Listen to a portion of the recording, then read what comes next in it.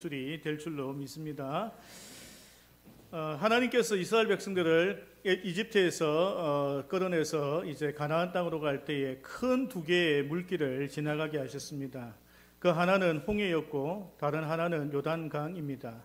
첫 번째 물결 홍해는 하나님께서 직접 바람으로 가르셔서 이스라엘 백성들을 건너가게 하셨고, 두 번째 요단강은 하나님께서 가르신 것이 아니고 이스라엘 백성들이 직접 가르게 하셨다라는 것입니다. 오늘 성경 본문의 내용이 바로 그것이다라는 것입니다. 하나님께서는 우리의 필요를 다 아시는데 굳이 우리 보고 기도하게 하셨고, 하나님께서 이 세상 사람들을 다 전도하여 하나님의 앞으로 나오게 할 수 있음에도 불구하고 전도에 미련한 것을 통하여 우리 보고 전도하게 하셨다라는 것입니다. 하나님께서 왜 그렇게 하셨을까요?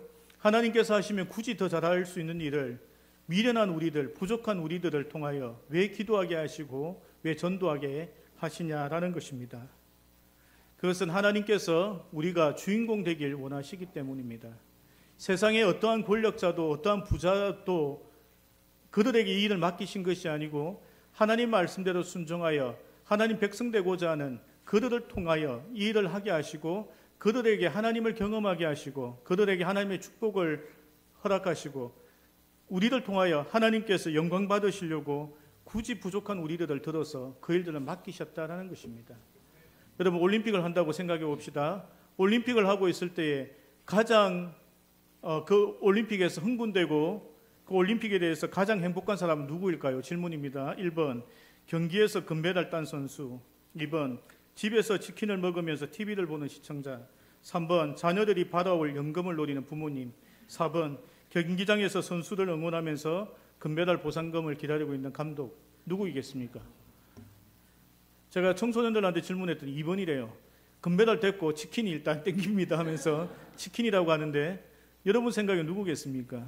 1번 그 선수거든요.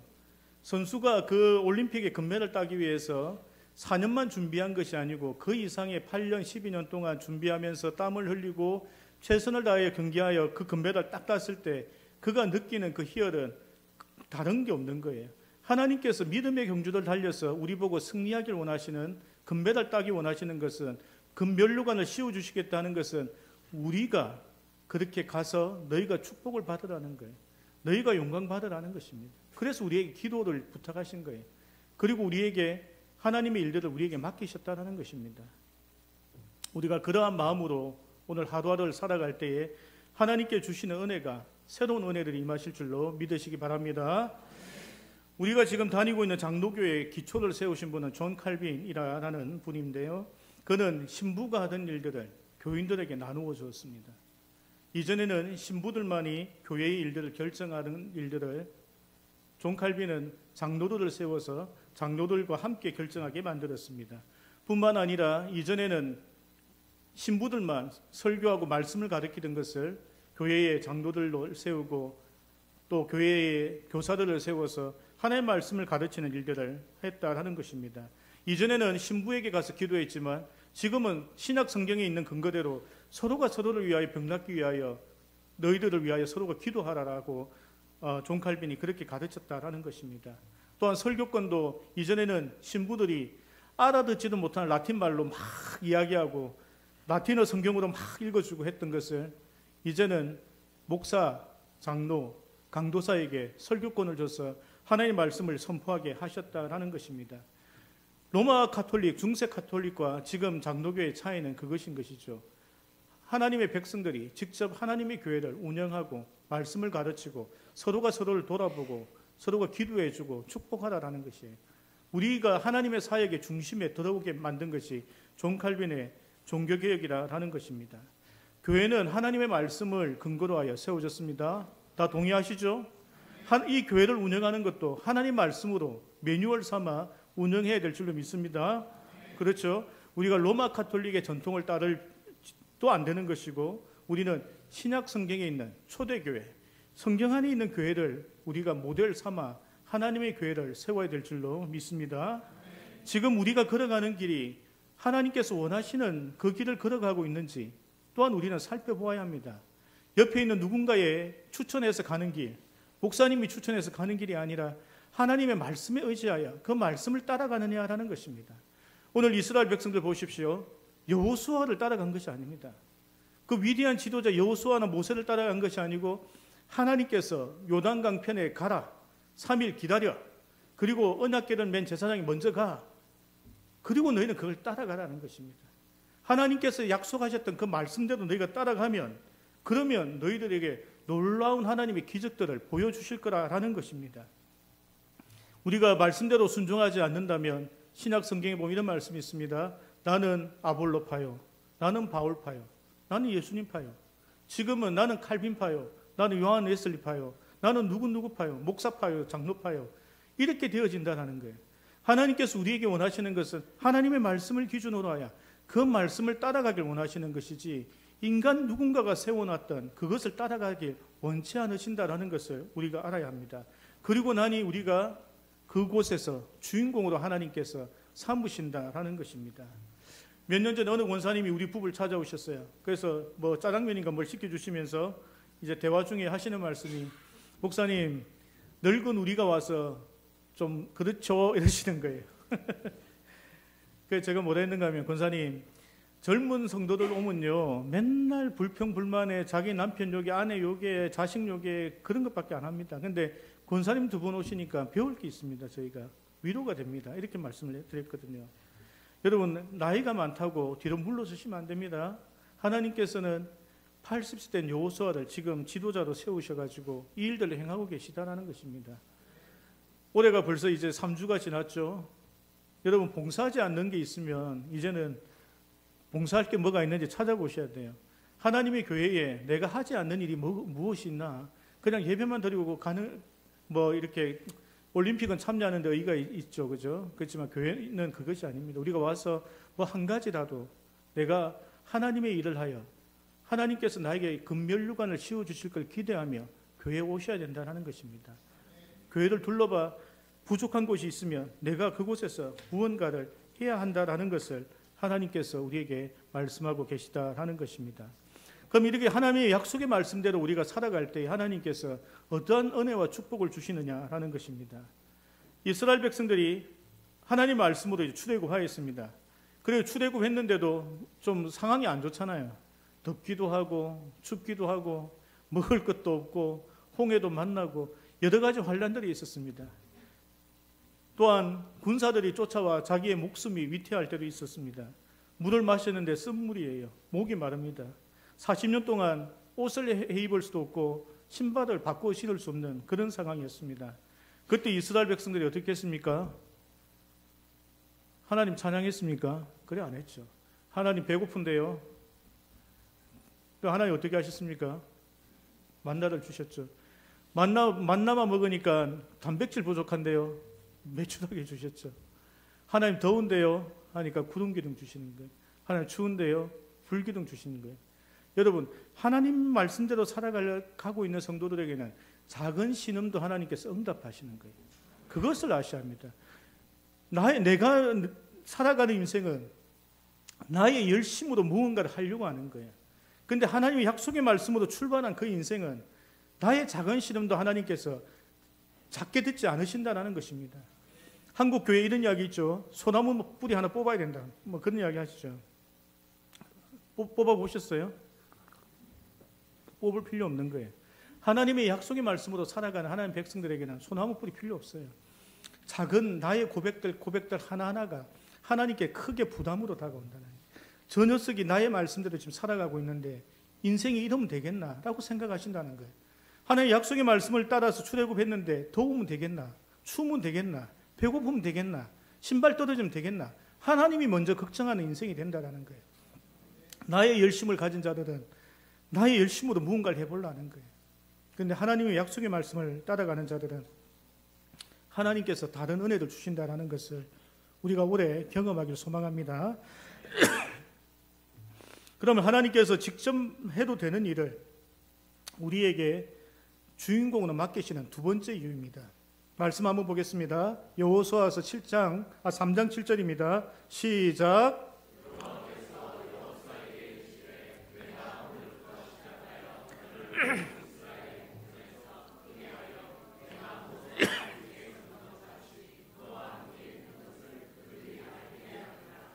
아멘. 하나님께서 우리에게 영광의 면류관을 씌워주신다라는 것이 첫 번째 이유고, 두 번째는 그 일들을 통하여 하나님께서 나타나겠다는 이야기를 하시는 거예요. 오늘 7절 말씀을 보면 너와 함께 있는 것을 그들이 알게 하리라. 하나님께서 우리를 통하여 하나님께서 우리와 함께 하는 것을 이방인들에게 알게 하시겠다는 거예요. 가나안 족속들에게 알게 하시겠다는 거예요. 하나님께서 그것을 우리를 통하여 하시겠다는 거예요. 우리와 하나님께서 함께 하신다라는 것을 하나님 약속의 말씀대로 살아가는 자들에게 그걸 보여주시겠다는 거예요. 그 증거가 무엇입니까? 여호수아가 정탐꾼으로 여리고성에 갔을 때 라합을 만나게 됩니다. 라합이 뭐라고 합니까? 너희들 소문 들었다는 거예요. 하나님께서 지금까지 어떻게 하고 계신지를 우리가 다 들었다는 거예요. 40년 동안 너희들을 어떻게 인도하셨는지 다 들었다는 거예요. 우리 간담이 다 녹았다는 거예요. 여리고성에 있는 모든 백성들이 다 알았다는 거예요. 그래서 성문을 굳게 닫고 그냥 우리는 아무 짓도 안 하고 그냥 이렇게 있으려고 한다는 거예요. 근데 라합은 어떻게 합니까? 그러니까 내가 네 편 될 테니까 그때 너희들 올 때 나를 좀 구원해달라고 라합이 요청했다는 것이죠. 하나님의 백성들이 하나님의 말씀대로 살아갈 때 이런 기적들이 역사들이 일어난다는 것입니다. 아, 저 섬기는 사람들 교회 보니까 하나님이 살아계시구나라는 것을 느낀다는 거예요. 우리를 통하여 그것을 세상 사람들이 알게 된다는 것입니다. 다음 말씀 히브리서 11장 1절입니다. 같이 읽습니다. 시작.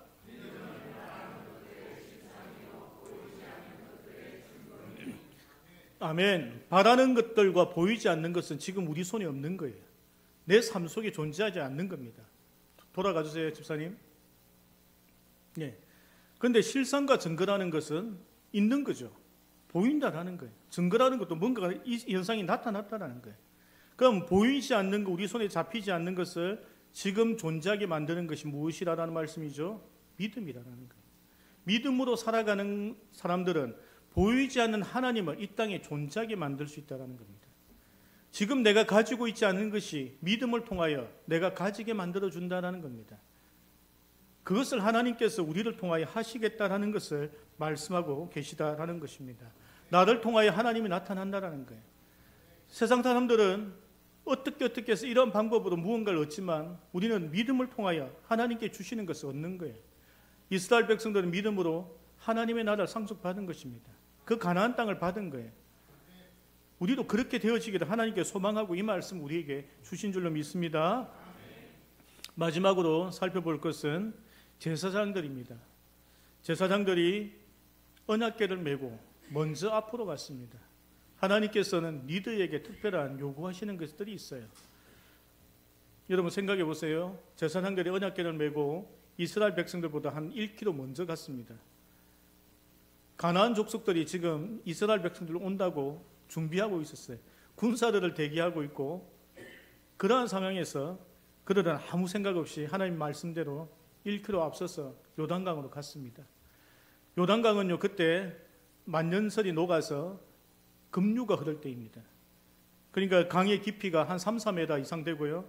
강의 폭도 1.6km나 된답니다. 그런데 그 흙탕물로 변해서 강 안이 보이지 않는 그 강을 하나님께서 언약궤를 맨 제사장이 먼저 지나가게 하셨다는 겁니다. 더 중요한 것은 언약궤를 메고 강이 갈라지고 강 중간에서 최소한 6시간 이상을 서 있게 하셨습니다. 그 무거운 언약궤를 메고 6시간 동안 서 있고 다 이스라엘 백성들이 수백만 명의 이스라엘 백성들이 지나갈 때까지 거기에 머물게 하셨다는 것입니다. 그런데 여기서 중요한 것은요. 아무도 그 일을 대신해 줄 수 없었다는 것입니다. 하나님께서 언약궤를 메고 있는 그 앞에 서 있던 그 제사장을 대신해 줄 사람 아무도 없이 그들이 그 자리에 있어야 했다는 것입니다. 여러분 제가 담임 목사지만 이 교사 선생님들 하는 일들 제가 어떻게 못합니다. 우리 찬양팀, 찬양 인도자, 찬양 인도하시잖아요. 하나님께서 맡긴 일이기 때문에 제가 어떻게 할 수 없는 거예요. 또한 우리 권사님들, 장로님 하는 역할들을 제가 어떻게 할 수 없어요. 그것을 우리가 알아야 합니다. 솔선수범하는 것은 맞지만 하지만 그 일들을 누가 대신해 줄 수 없다는 것을 우리가 보아야 한다는 것입니다. 우리는 그들을 위하여 격려하고 칭찬하고 그들을 위하여 기도해 줄 수 있는 그 역할 외에는 우리가 별다른 역할이 없다는 것을 알아야 합니다. 그런데 또 중요한 것은요. 솔선수범해서 그렇게 십자가를 지고 가는 그 지도자들에게 에스겔서 9장 6절 말씀을 보면요, 같이 한번 읽겠습니다. 시작. 이마에 표 있는 자에게는 가까이 하지 말라. 내 성소에서 시작할지니라 하심에 그들이 성전 앞에 있는 늙은 자들로부터 시작하더라. 아멘.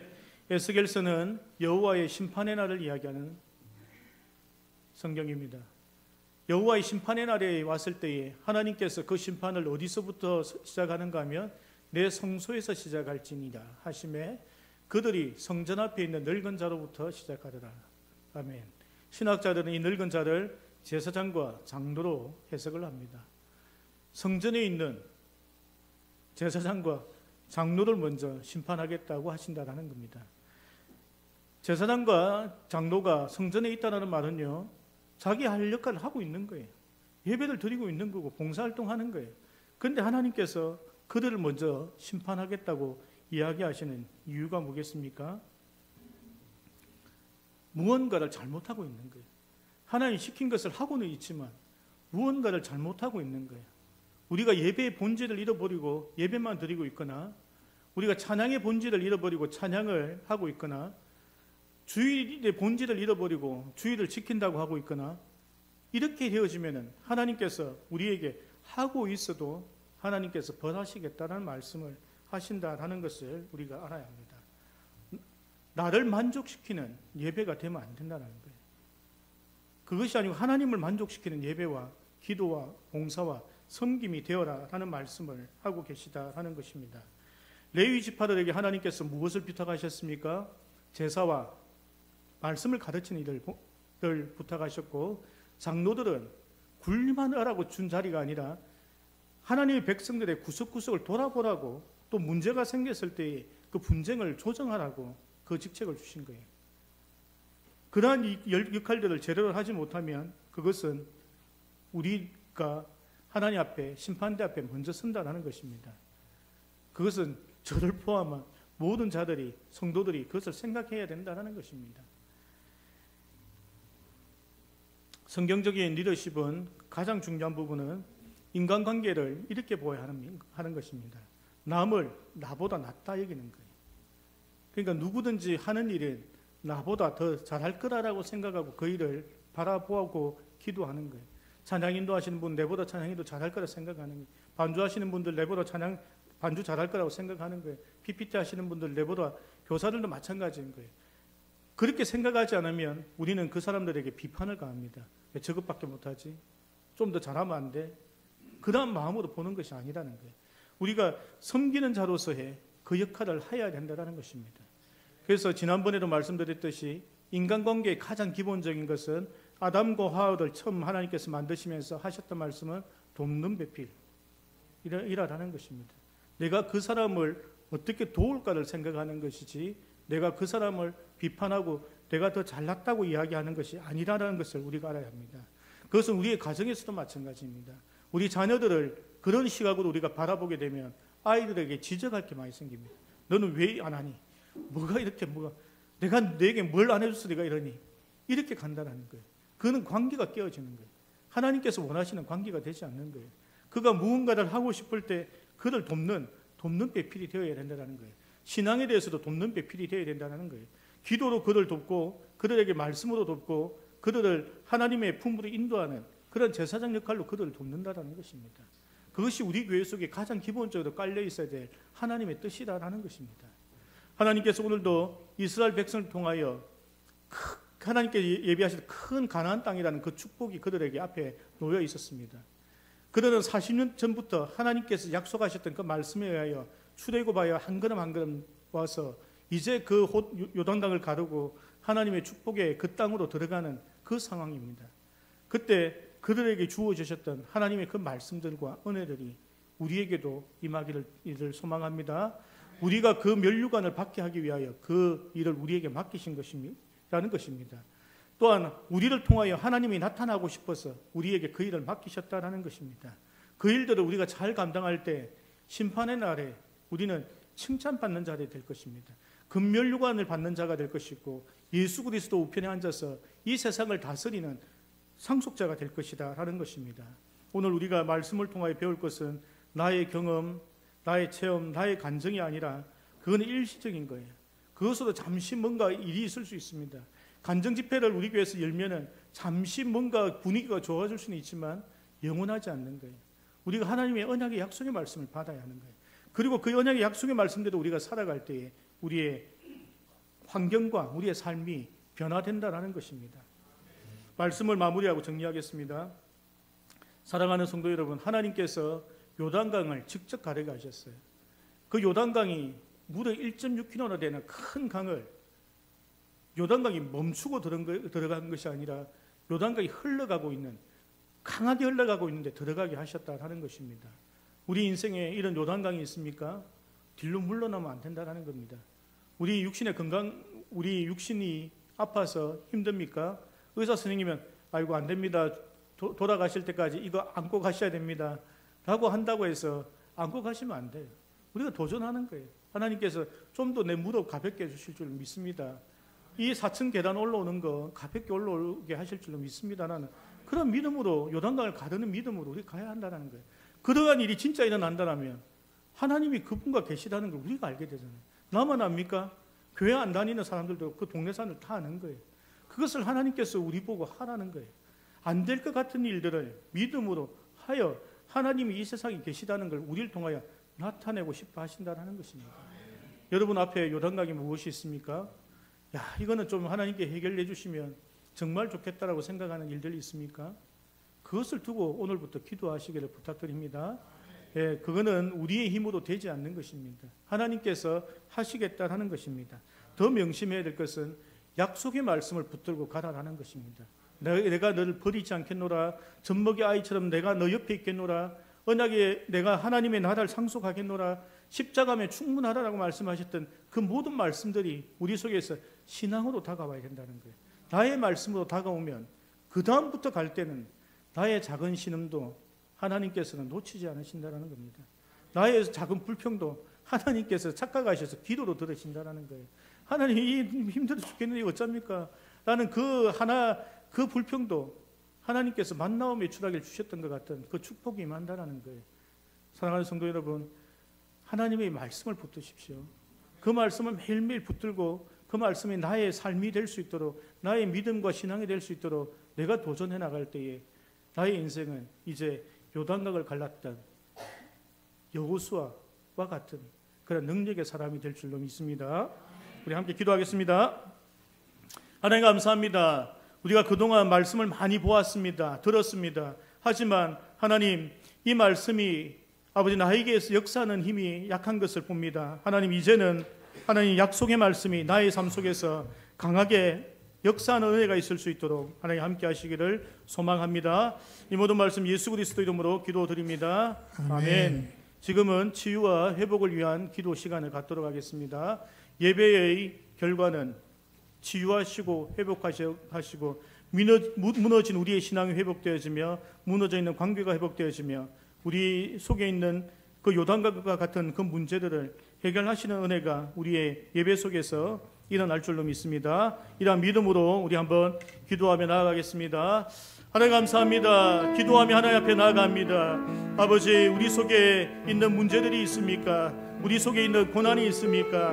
아버지, 오늘 이 시간에 주님 앞에 내려놓으니 오늘 치유하시는 하나님을 아버지 경험하게 하시고 아버지 회복시키시는 하나님을 경험하게 하시며 사랑하심으로 또 하나 아버지 하나님의 백성들을 잊어버리지 않으시는 그 아버지 하나님을 우리가 경험하는 은혜가 있을 수 있도록 하나님 함께 하시길 소망합니다.